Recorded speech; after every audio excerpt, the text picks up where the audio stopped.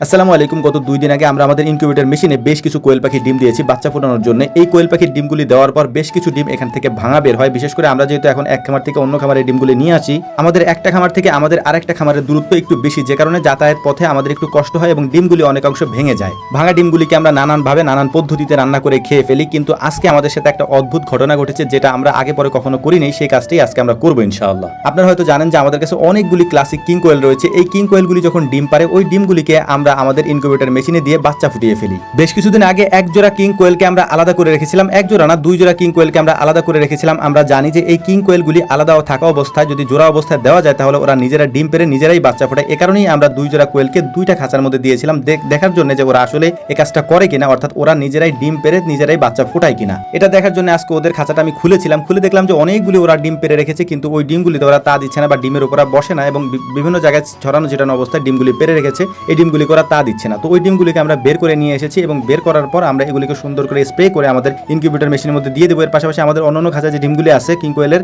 সেই ডিমগুলিকেও আমরা বের করে নিয়েছি আলহামদুলিল্লাহ। এখন আমি যে বিষয়টা বলবো সেটা হচ্ছে যে আমরা মূলত যে কোয়েল পাখির ডিমগুলি খাই বিভিন্ন সময় আপনারা দেখেন, সেগুলি হচ্ছে জাপানি কোয়েল, যেগুলোর দাম এভারেজ অল্প দামে, যেগুলো স্বাভাবিকভাবে আমরা বাজারে কিনতে পাই বা আমরা বিক্রি করি, কিন্তু কখনোই আমাদের এরকম কিং কোয়েলের ডিম খাওয়া হয় নাই। তো আজকে দেখলাম যে অনেকগুলো ডিম নষ্ট হয়ে গেছে, মানে ভেঙে গেছে আমরা যখন এগুলোকে দিচ্ছিলাম, কারণ অনেকগুলো ডিম এক জায়গায় ছিল, ওরা এটার উপর দৌড়াদৌড়ি করেছে, ডিমগুলি ভেঙে গেছে। ওই ভাঙা ডিমগুলিকে আমরা নিয়ে এসেছি।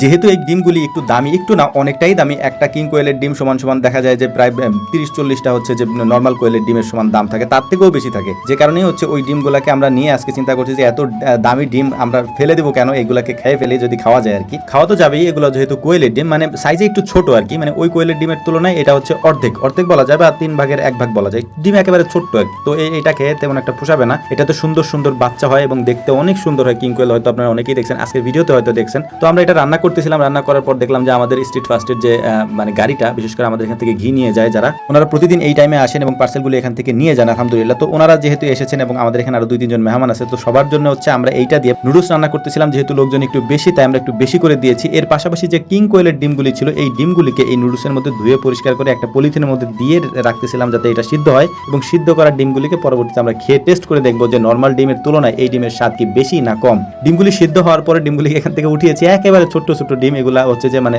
ছিলতে গিয়ে হচ্ছে যে প্রবলেম হচ্ছিল, এত ছোট। তো দেখলাম যে না, এগুলা হচ্ছে যে ওই কোয়েলের ডিমের মতোই লাগে, স্বাদ একটু ডিফারেন্ট হইতে পারে, মানে স্বাদের থেকে ওই কোয়েলের থেকে একটু বেশি স্বাদ হইতে পারে, এতটুকু আর কি। যেহেতু দামও বেশি, স্বাদ একটু বেশি হওয়াটা স্বাভাবিকই ছিল আর কি। তো আলহামদুলিল্লাহ দেখতে দেখতে আমাদের রান্নাটাও কমপ্লিট হয়ে গিয়েছে। তো আমরা সন্ধ্যা হয়ে গেছে, সবাইকে খাবার দাবার দিয়ে দিচ্ছিলাম, মানে খাবার দাবার বলতে হালকা নাস্তা দিয়ে দিচ্ছিলাম। আর এখানে বাকি যে ডিমগুলি আছে এগুলি হচ্ছে জাপানি কোয়েল বা আমাদের কাছে যে কোয়েলগুলি আছে সেই কোয়েলের ডিমগুলি আমরা দিয়েছি আলহামদুলিল্লাহ। তো আমাদের জন্য দোয়া করবেন। আসসালামু আলাইকুম রহমতুল্লাহ।